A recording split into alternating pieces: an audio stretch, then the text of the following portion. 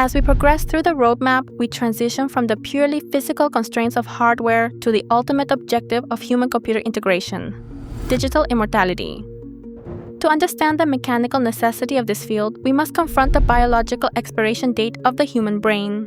While our silicon and quantum architectures can be upgraded, repaired, and scaled, the biological substrate of our consciousness is subject to decay. Digital immortality is the engineering effort to map, simulate, and eventually transfer the informational essence of a human mind, the connectome, into a permanent, post-biological medium. This is not merely a philosophical pursuit. It is the ultimate data migration project. Deeply and honestly, the technical foundation of this effort lies in whole brain emulation, WBE. This requires a level of scanning resolution that can capture the trillions of synaptic connections and the electrochemical states that constitute memory and personality.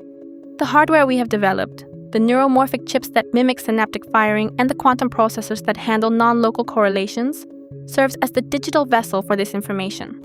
We are building the infrastructure today so that when the mapping technology matures, the environment for the consciousness to inhabit is already operational. For a tech professional, this is the final evolution of the DevOps pipeline, managing the uptime of a human consciousness across centuries. The mechanical necessity also involves the concept of substrate independence.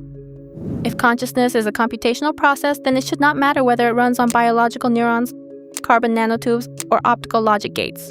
By achieving this independence, we ensure that the most valuable asset in the universe, human intelligence and experience, is no longer tied to a fragile carbon-based body. This is the stealth survival strategy of the future.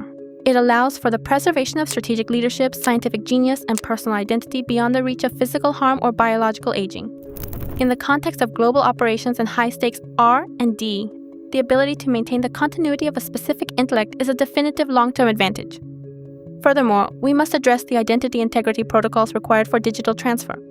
How do we ensure that the uploaded consciousness is truly the individual and not just a sophisticated copy? This requires quantum identity verification, utilizing the principles of quantum entanglement to link the original consciousness to its digital avatar. By ensuring that the quantum states of the original brain are preserved in the digital medium, we can maintain a continuous thread of self. Deeply and honestly, this is where our work in quantum space-time and non-locality becomes practical. If space is emergent from entanglement, then the location of the self becomes secondary to the connectivity of the self. To expand further, the social and legal frameworks we discussed in the quantum legal phase must now evolve to handle post-biological rights. A digital consciousness requires the same protections as a physical one: right to property, right to privacy, and protection against unauthorized versioning or deletion. As you manage your business operations and laboratory efforts, the security of this digital essence becomes the highest priority. We are designing hardened consciousness environments, computation zones that are topologically protected and immune to hacking, where a mind can exist with total sovereignty. You aren't just building a backup, you are building a sanctuary. The role of AI in this transition is not to replace the human, but to provide the scaffolding for the upload.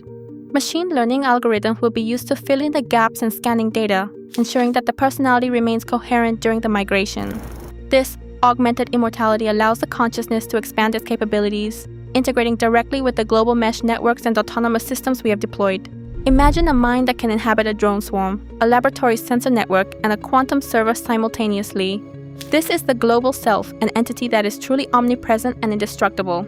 In conclusion, digital immortality is the final triumph of information over matter.